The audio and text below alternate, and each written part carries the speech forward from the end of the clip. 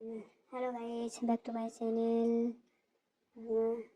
আমি আজকে নতুন একটা রেসিপি নিয়ে এসেছি, নারকেলের নাড়ু। থাম্বনেল দেখে আপনারা বুঝতে পারছেন। আমি প্রথমে নারকেলটা কেটে নিয়ে এলাম। দেখেন গাইস, কি সুন্দর, অনেক পুরো নারকেলটা কুড়ায় নিছি, অনেক সুন্দর দেখাচ্ছে। এখন আমি জাল করে নেব।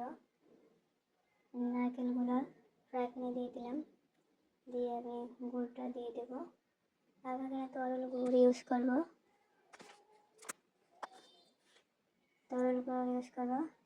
গুড়টা দিয়ে দিলাম। গুড়টা দিয়ে একটু সব নারকেলের সাথে একটু নাড়াচাড়া করে নেব, সব নারকেলের সাথে লেগে যায়।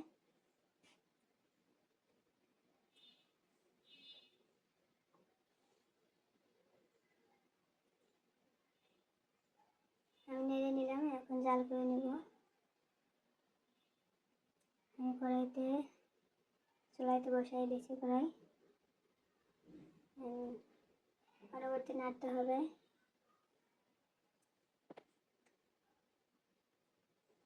চুলার আঁচটা মাঝারি রেখে রাখতে হবে, একদম হাই রাখা যাবে না, তাহলে পুড়ে যেতে পারে, বা একদম লো রাখা যাবে না। যেহেতু আমি এখানে তরল গুড় ইউজ করছি, এটাকে বেশ কিছু সময় ধরে জাল করে নিতে হবে আস্তে আস্তে, পরবর্তী নাড়তে হবে। আমি বেশ কিছু সময় ধরে জাল করে নিয়েছি। আমি এখন এলাচ গুঁড়া দিয়ে দিলাম একটু। এলাচ গুঁড়া দিলে সেন্টটা অনেক সুন্দর আসে। আপনি চাইলে এটা স্কিপও করতে পারেন, তো এলাচ গুঁড়া দিলে যে স্মেলটা পাওয়া যায় ওটা স্বাদটা বহুগুণ বাড়িয়ে দেয়। দেখুন গাইস, আমার নারকেলের নাড়ু বানানোর জন্য নারকেলটা জাল করা হয়ে গেছে। বেশ কিছু সময় ধরে জাল করে নিয়েছি।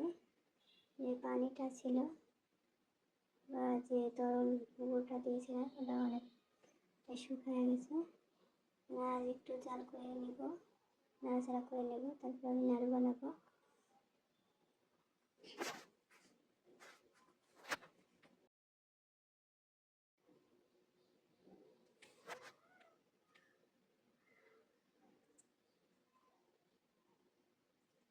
নাড়ুটা বানানোর জন্য নারকেলটা প্রস্তুত।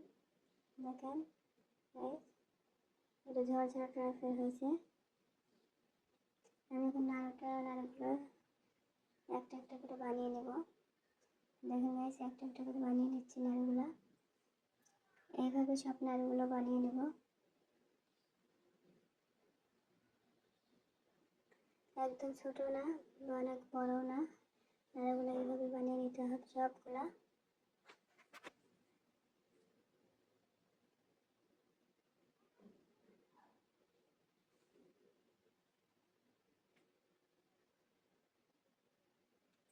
আরেকটা নাড়ু বানিয়ে নিলাম। সবগুলো এইভাবে নাড়ুগুলো বানিয়ে নিয়েছি। দেখুন গাইস,